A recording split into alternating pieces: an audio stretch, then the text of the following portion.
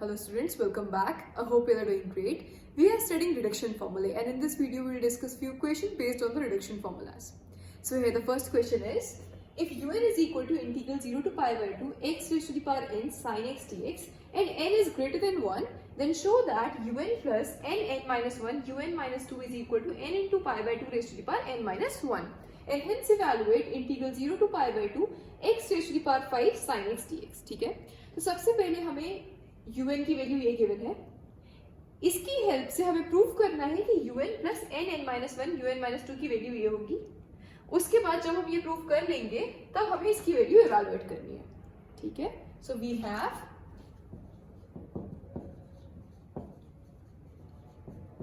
un is equal to integral 0 to pi by 2 x raised to the power n sin x dx. ठीक है, तो पहले हम इसको इंटीग्रेट कर ले रहे हैं considering x raised to the power n as first function and sin x as second function. ठीक है, इसको इंटीग्रेट कर लीजिए, क्या मिलेगा un is equal to first function as it is means x raised to the power n as it is, sin x का integration with respect to x क्या हो जाएगा माइनस cos x.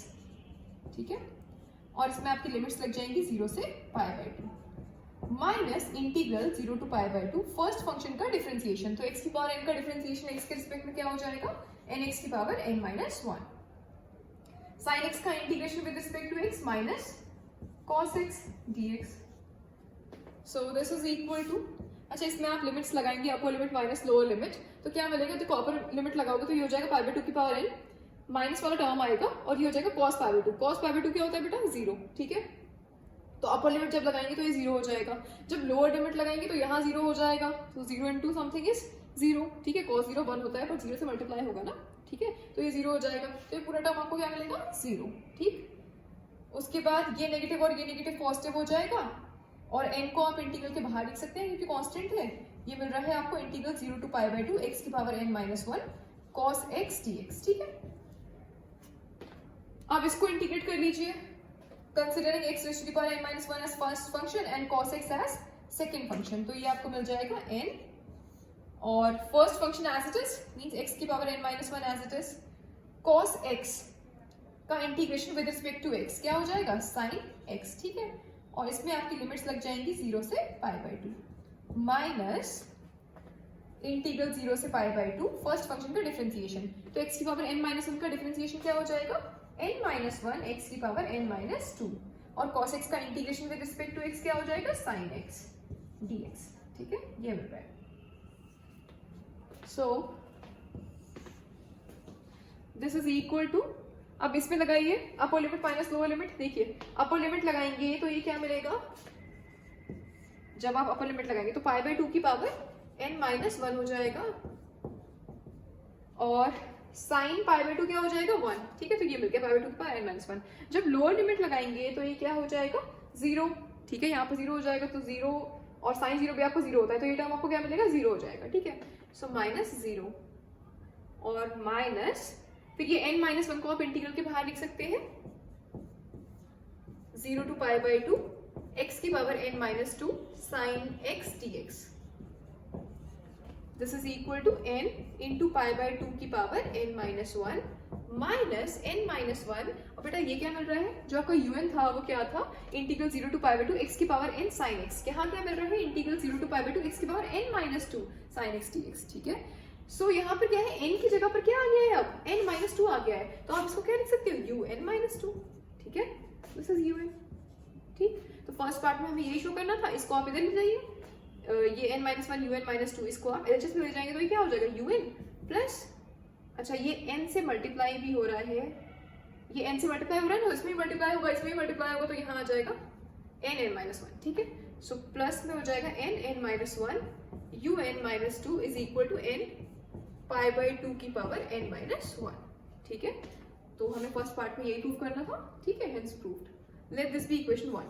ठीक, अब इसकी हेल्प से हम ये फाइंड करेंगे integral 0 to pi by 2 x की power 5 sin x. Now to evaluate integral 0 to pi by 2 x की पावर 5 sin x dx. ठीक है, अब यहाँ पर था x की power n sin x dx. ठीक है, तो हमने इसको un लेट कर लिया था. यहाँ पर क्या है x की पावर 5 मतलब n क्या गिवन है 5, तो ये क्या हो जाएगा लेट u5 मीन्स आपको u5 इवैल्यूएट करना है ना।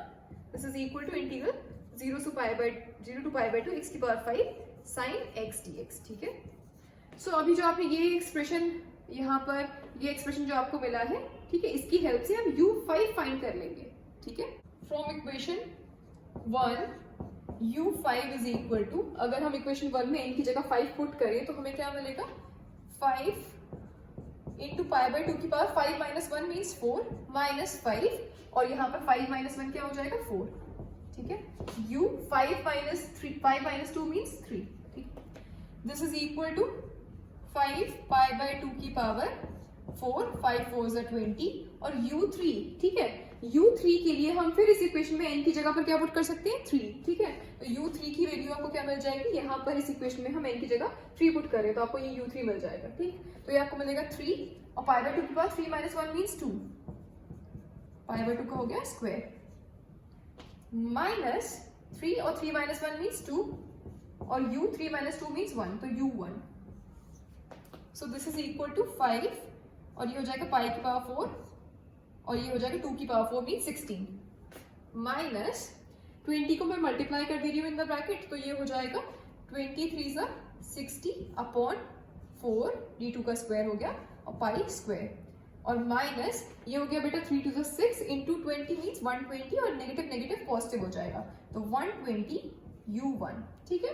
और u1 फिर से हम यहीं से इवैल्यूएट कर सकते हैं, आप n की जगह पर 1 पुट कर दीजिए, तो ये हो जाएगा 5 पाई की power 4 upon 16 minus 60 upon 4 means 15 pi square plus 120, और u1 की वैल्यू यहाँ पर n की जगह 1 पुट करेंगे तो ये हमें मिलेगा 1 इंटू पाई बाई 2 की power 1 minus 1 means pi by 2 की पावर 0, दैट इज 1, ठीक है। माइनस यहाँ हो जाएगा 1 माइनस 1 मीन्स 0, मतलब ये प्रोडक्ट कैसा हो जाएगा 0। सो ये आपको मिल रहा है 5 pi raise to the power 4 upon 16 minus 15 pi square plus 1 minus 0 means 1, 120 into 1 means 120, ठीक है। सो ये मिल गया आपको u5, ठीक है, u5। तो ये u5 ही तो था आपका integral 0 to pi by 2 x की पावर 5 sin x dx, ठीक है। तो इसकी वैल्यू आपको क्या मिल रही है, 5 pi raise to the power 4 upon 16 minus 15 pi square plus 120, ठीक है। तो ये मिल गई आपको इसकी वैल्यू, ठीक। एक और क्वेश्चन करेंगे। Now the next question is prove that integral 0 to pi by 2 cos x raise to the power n cos nx dx is equal to pi upon 2 raise to the power n plus 1, ठीक है। So we know that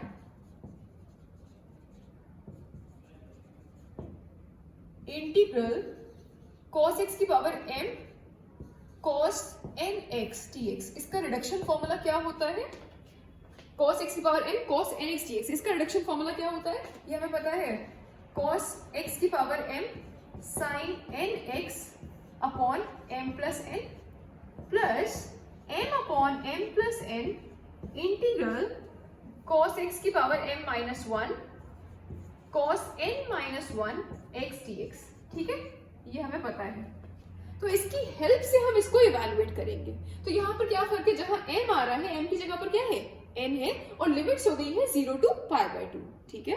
so let, इसको हम क्या लिख सकते हैं, जैसे ये है आपका IMN, तो इसको हम क्या लिख सकते हैं, यहाँ n की जगह n ही तो है, यही तो फर्क है, और लिमिट आ गई है 0 टू पाई बाय 2, ठीक है। तो इसको हम लिख सकते हैं IN कोमा n, क्योंकि n की जगह क्या है n, ठीक। तो this is equal to integral 0 to pi by 2 cos nx cos x की पावर n और cos nx dx, ठीक है।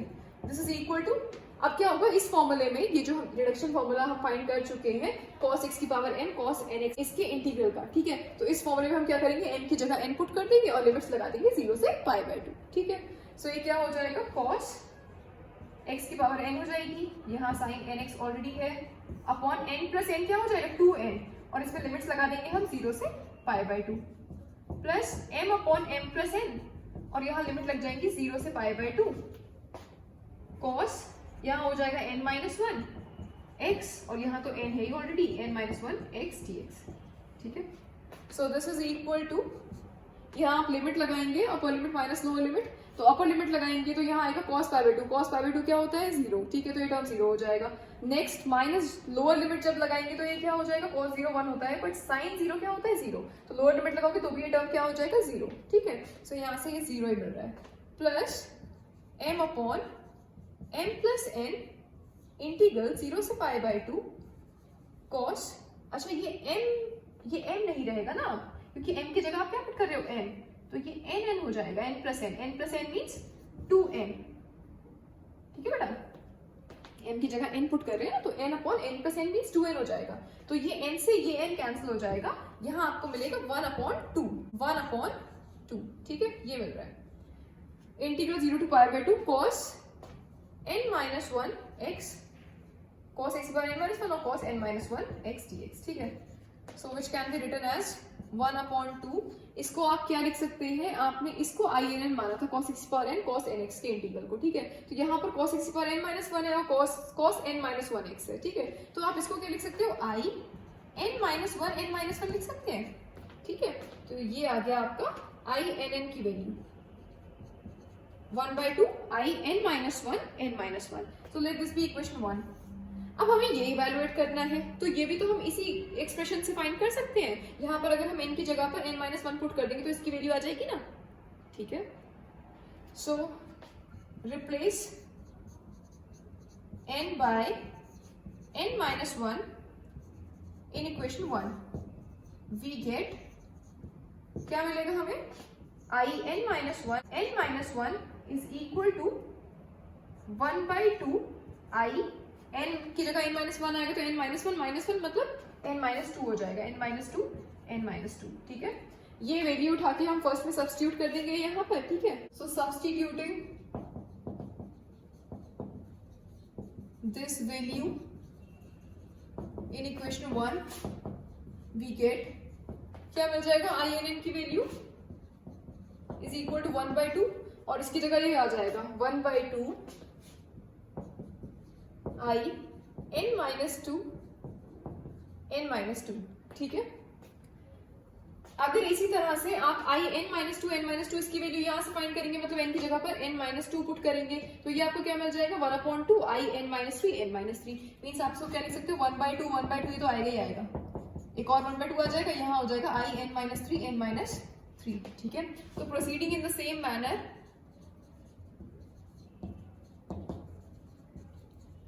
यही बार बार जब हम रिडक्शन फॉर्मूला इसमें लगाते रहेंगे तो ये हमें क्या मिल जाएगा, i n is equal to, ये हमें मिल जाएगा 1/2 की पावर n i 0,0। कैसे, देखो जब यहाँ पर n -2 लिखा हुआ है तो यहाँ पर 2 कितने टाइम्स आ रहा है, 2 टाइम्स। जब यहाँ पर n -3 लिखा हुआ है तो यहाँ 2 डिनोमिनेटर में कितने टाइम्स आ रहे हैं, 3 टाइम्स, ठीक है। तो इसको आप कहाँ तक रिड्यूस करेंगे, n तक, तो ये हो जाएगा n मीन्स 0, n मीन्स 0, तो i 0,0, ठीक है। तो यहाँ पर जब n आ जाएगा इसका मतलब 2 डिनोमिनेटर पे कितने टाइम्स आएगा, n टाइम्स आएगा, ठीक है, मीन्स 1/2 n टाइम्स आ रहा होगा, तो ये हो जाएगा 1/2 की पावर n i 0,0, ठीक है। और इसको हम इवैल्यूएट कर लेंगे जो आपका गिवन इंटीग्रल था उससे, तो this is equal to 1/2 raise to the power n, ठीक है। और i n n क्या था, आपको यही तो था, इसलिए तो आपने i n n गेट किया था, तो यहाँ क्या आ गया, n की जगह 0, ठीक है, दोनों n की जगह आपका 0 आ रहा है, तो ये आपको क्या हो जाएगा, यहाँ से इवैल्यूएट करेंगे, ये हो जाएगा आपका integral 0 to pi by 2 cos x की पावर 0 हो जाएगी और यहाँ क्या हो जाएगा cos 0, ठीक है, dx। So this is equal to 1/2 raise to the power n integral 0 से पाई बाय 2 cos x की पावर 0 मीन्स ये 1 हो जाएगा, cos 0 1, तो 1 into 1 मीन्स 1, तो ये 1 का इंटीग्रेशन होगा विद रिस्पेक्ट टू x, ठीक है। So 1/2 raise to the power n, 1 का integration with respect to x क्या हो जाएगा, x, इसमें लिमिट लग जाएगी 0 से pi by 2, so this is equal to 1/2 raise to the power n, इसमें लिमिट लगा दोगे upper limit minus lower limit, तो ये हो जाएगा pi by 2 minus 0, this is equal to 1/2 raise to the power n into pi by 2, pi by 2 minus 0 means pi by 2, ठीक है। सो ये हो जाएगा पाई अपॉन 2 की पावर n इंटू 2 है ना, तो 2 की पावर n प्लस 1, यही प्रूव करना था हमें। At integral 0 to pi by 2 cos x raised to the power n cos nx dx, this is equal to pi upon 2 raised to the power n plus 1, hence proved, ठीक है। So I hope ये दोनों questions आपको समझ में आए होंगे। So that's all for today. Thank you very much.